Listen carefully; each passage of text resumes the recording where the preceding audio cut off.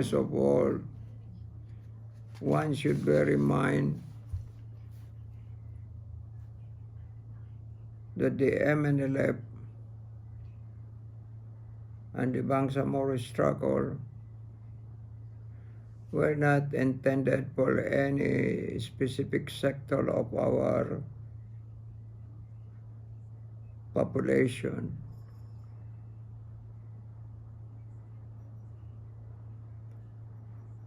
Each vision is rather generic, encompassing both sexes, and not only the old, but as well as the young and the up-and-coming generations.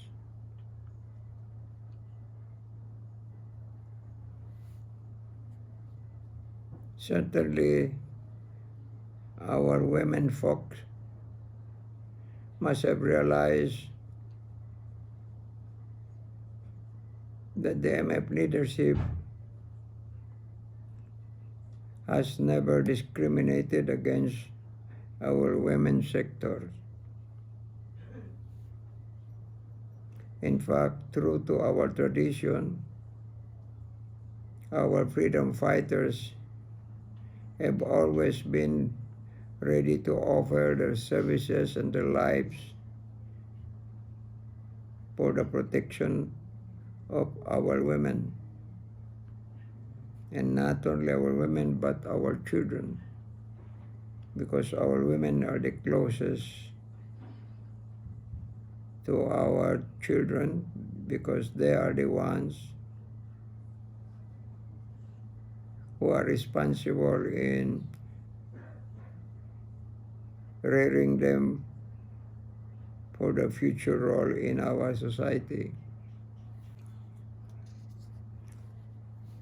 As a matter of fact, women is regarded by us, or are regarded by us, as the mother of our society, because it is through their wombs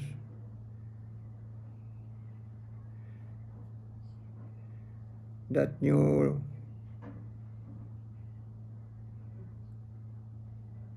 children are brought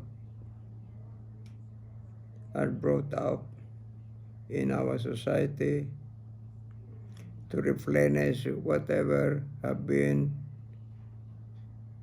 lost in the course of our struggle. Without this process, we might not be able to sustain our struggle for peace and freedom in our national homeland. But people can vouch to the fact that instead of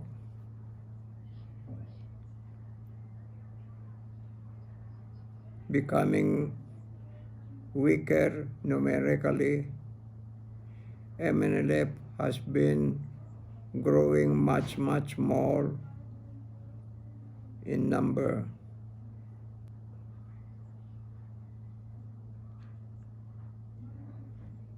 And both men and women share the same responsibility.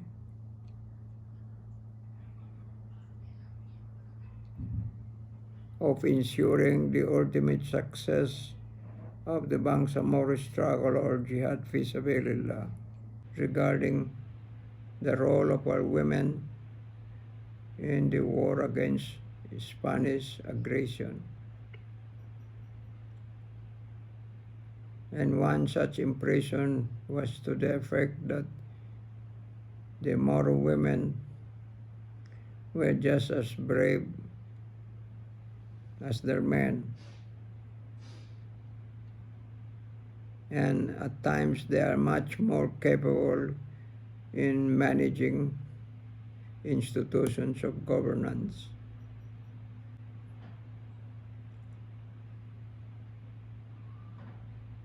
And so, with this impression. We cannot just gloss it over in our present struggle, because the past has a way of repeating itself. Therefore,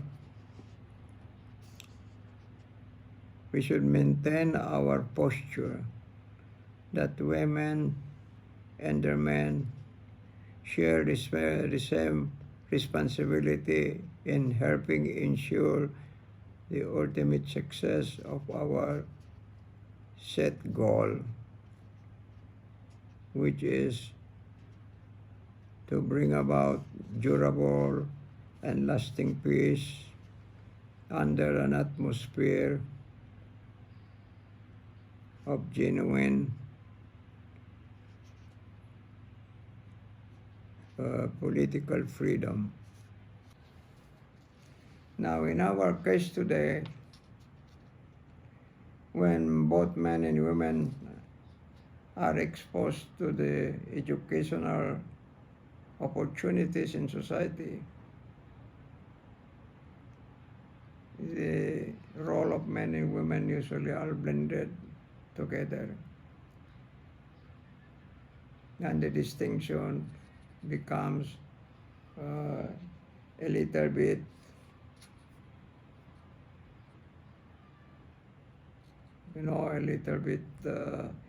difficult to define. The two sexes sometimes they share the same opportunities, and you cannot differentiate the man from the woman in terms of enjoying such opportunities like educational institutions. In fact, in some places, more women could be found in the school institutions, educational institutions, than men. Men and women should complement each other, and that is our vision for our women and also for our men.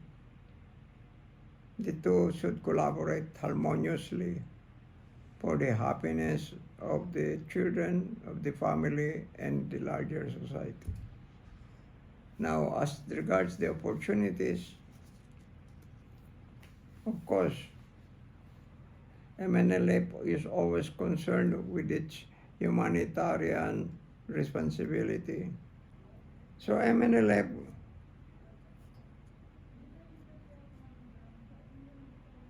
is committed to make our society among the most beautiful societies in the world, and the families among the happiest families in the world.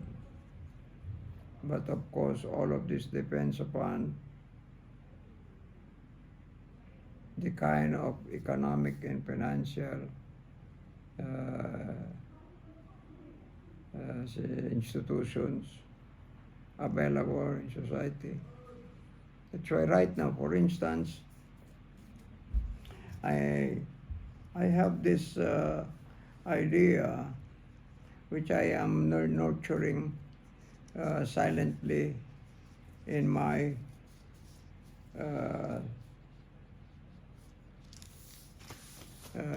dreams and in my vision. For instance, we will have to remember the vision of your mother about the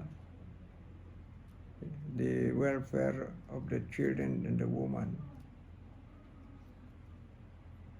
I don't know how to go about it, but I think of the highest importance is from the very beginning, children should be exposed to good quality education.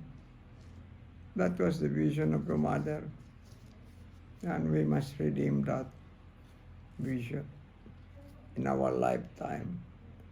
So you must prepare, for instance, kindergarten should be of good quality, and children should be brought up to become good citizens in society. And that's the responsibility of the women in collaboration with their teachers.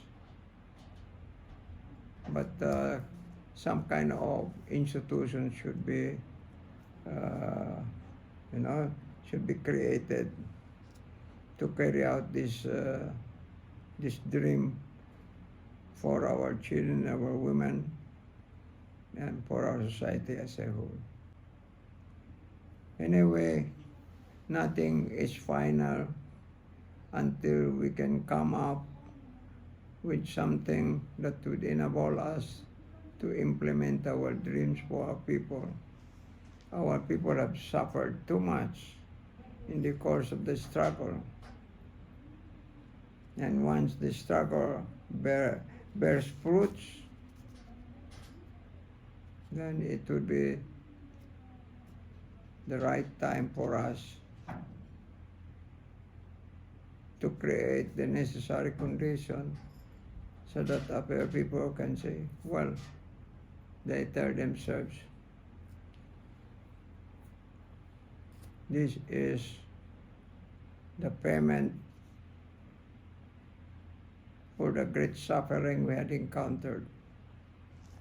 We suffered in the past, now we are enjoying a kind of life which is not available to other communities in the world. We must ensure really a good quality society, peaceful, progressive, and most literate. Of course, we should be grateful to the Secretary of the OPAPP and the people who serve with him. And ultimately, we should be grateful to the President, but all of this would accrue from the great concern of the President, concern over the welfare of our women. And if we think of the women ipso facto, we have also to think of the day when they will bear children and will be taking care of children. They are already by nature attached to that future. And so, by helping our women nowadays to prepare themselves for the future role, I think that's what the OPAPP has in mind in trying to associate with you, to afford you some facilities, some opportunities, some contacts and all that, so that one day you will not find unnecessary difficulties in carrying out your role in society and in the family. So whatever, we must be grateful to them for whatever little support and assistance, including the advice they can offer to you, to our women folks. And ultimately, our sense of gratitude should reach out as far as the office of the President and the President himself. Because President is very much concerned over the welfare of the people as a whole, including the Bangsamoro women and the Bangsamoro people. So, how do we relate to them? Well, of course, it is nature of human beings, both as an individual and a group, to always evaluate what kind of help and assistance the government can offer And we should not be remiss in acknowledging that and in thanking them most sincerely and remembering them to the end of our life. If you think they do it out of their sense of humanism, because the kind of activities they do in dealing with the women should be seen in terms of their humanitarian inclination, their sense of humanity. Because why do they care about that if they don't have that feeling for human beings? I think that that's how you should look at that. Even if they are paid soldiers of the government, so a paid army of the government